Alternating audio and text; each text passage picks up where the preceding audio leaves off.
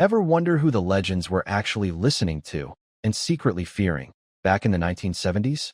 While the decade was defined by global icons like Robert Plant and Aretha Franklin, a rigorous look at the recorded output reveals a tier of vocalists whose technical proficiency, range, and architectural approach frequently exceeded their famous contemporaries. Here are 10 overlooked singers of the 1970s who technically outplayed the legends.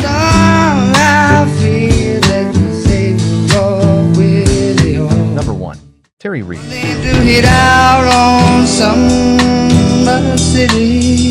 Terry Reid, famously known as Superlungs, remains rock's ultimate nearly man.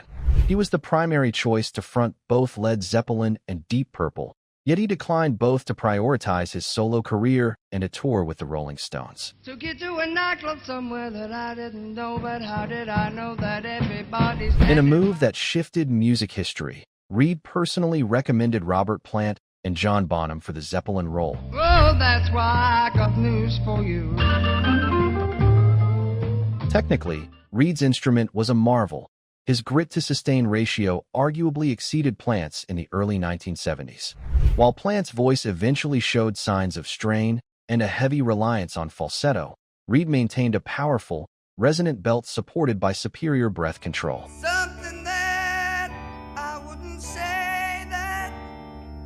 With an extensive 4+ octave range, he moved seamlessly between a gravelly chest register and a crystalline head voice. His talent was so undeniable that Aretha Franklin once claimed there were only 3 things happening in England.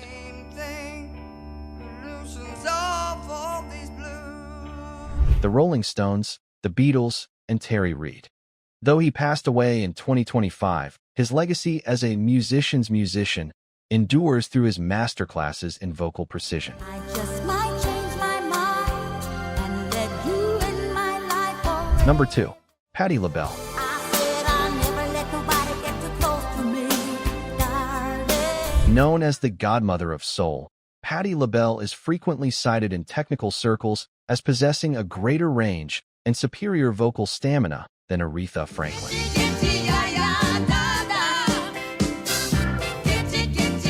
A dramatic soprano whose range reaches the 6th octave, she is famously described as a tornado capable of filling large venues without the aid of a microphone. LaBelle's unparalleled muscular control allows her to imitate instruments like flutes and saxophones with her natural voice. You should understand me. Remarkably, without relying on falsetto. While other vocal legends showed signs of strain over time, LaBelle maintained her monster of a voice with such consistency that she continued to perform in her original keys 7 decades into her career.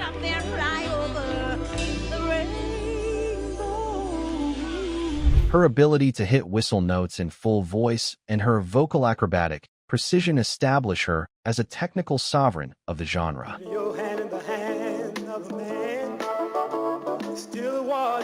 3. Donny Hathaway.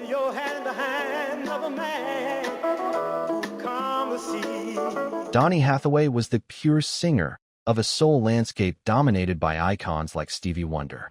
While Wonder's delivery was often bright, Hathaway's voice possessed a blue and velvet quality that invoked a profound sense of existential weight. I've been so many places in my life and time. His interpretation of songs like Superwoman carried a deeper sense of loss than the original, a feat achieved through masterful shifts in timbre. Songs, I've made some bad. Rooted in classical piano training, his technical depth allowed him to handle complex arrangements with a richness of tone that remained consistent across all registers. Crazy, but you must believe there's nothing calculated, nothing planned. Or Linda Lewis. Linda Lewis was one of the most technically gifted vocalists of her era, possessing a staggering 5-octave vocal range. Well, another night at the disco, and I'm dressed up to the nines. A pioneer of the whistle register, she could transition from a childlike lilt to a screaming dog whistle with surgical precision.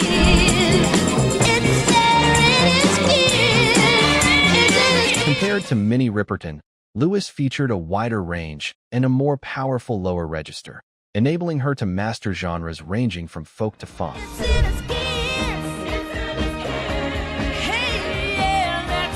Her remarkable control allowed her to channel her extreme range into specific emotions rather than using it as a mere technical showcase. Promise me this and only this. 5. Judee Sill.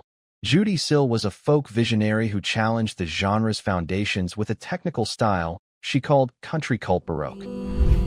Communion of a kiss.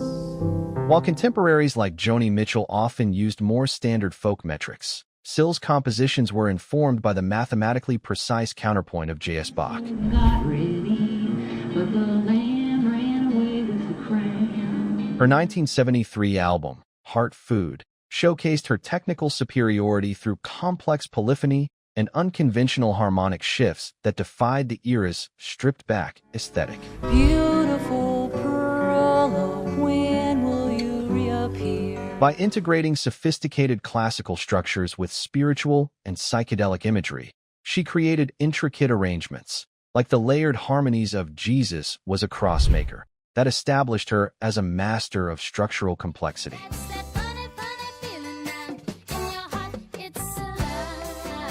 6. Aretha Wright. Aretha Wright was a sweet-voiced, sensual vocalist who began her career as a secretary at Motown before being considered as a replacement for Diana Ross in the Supremes.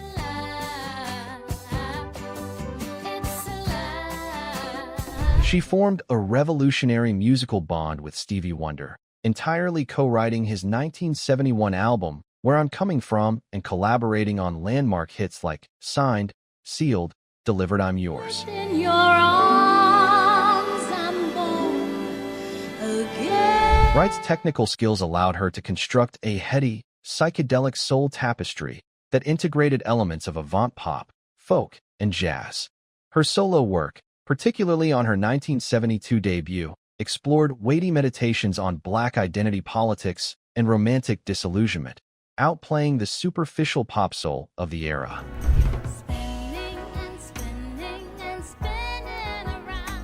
Described as possessing a supple and vulnerable delivery, she mastered the Motown house style while pushing boundaries as a visionary singer-songwriter. I'm sad and lonely all the time. 7. Maggie Bell. Maggie Bell, lead singer of Stone the Crows, is often called the UK's Janis Joplin. Technically, Bell possessed a level of refinement and control that Joplin arguably lacked, reaching high-intensity crescendos without the chaotic oversaturation found in Joplin's live work. Time has brought a change in me. Her recordings maintained an expansive soundstage and clear instrumental separation even at full power. If you don't know, I can tell you, we've been wasting our Managed by Peter Grant, Bell's disciplined voice balanced raw blues rock grit, famously called vocal abrasives by Rod Stewart, with surgical precision. She showcased this technical mastery on solo swan song releases like her cover of Wishing Well. something real one time before I die. 8. Phoebe Snow. Phoebe Snow was a master of articulation, known for her 4-octave range and a unique, twangy vibrato. You don't have to go, boy. You're the poetry man. She was celebrated for her powerful use of the chest voice to convey deep emotion and storytelling. Unlike more muddled vocalists of the era, Snow utilized disciplined vocal pedagogy. You don't have to go, boy. You're the poetry man. Including specific articulation drills like the finger bite exercise, to ensure her complex lyrics were understood with surgical precision and control. Something real one time before I die. Her ability to navigate blues, jazz, and folk with such technical rigor established her as a vocal benchmark for precision. Something to tell you, darling, I want to change your mind. 9. Karen Dalton. Karen Dalton was famously called "my favorite singer" by Bob Dylan. She exploded the folk stereotype of ethereal delicacy with a piercing, wounded alto and formidable guitar chops. Jump up a rabbit. Her delivery, characterized by a unique cadence and sincerity, directly influenced later artists like Cat Power.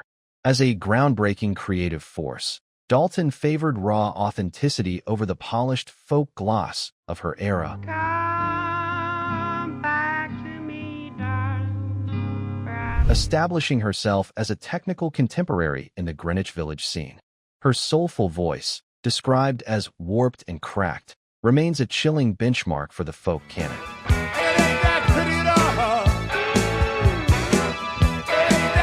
10. Warren Zevon. Warren Zevon produced music with a technical songwriting depth that often outplayed the era's commercial giants. While widely known for the gimmicky success of Werewolves of London, Werewolves of London, his more substantial work revealed a heartbreaking facility for capturing the nuances of human emotion. Supported by peers like Jackson Browne and Stevie Nicks, Zevon possessed a keen insight was just like Jessie J. into personal struggle and romantic disillusionment, as evidenced in his 1976 masterpiece, Hasten Down the Wind. Lady got mutilated late last night. Werewolves of London. His bleak lyrics and philosophy aligned him with the intellectualism of post-punk, marking him as a technically and philosophically superior figure compared to more pop-oriented singer-songwriters of the decade.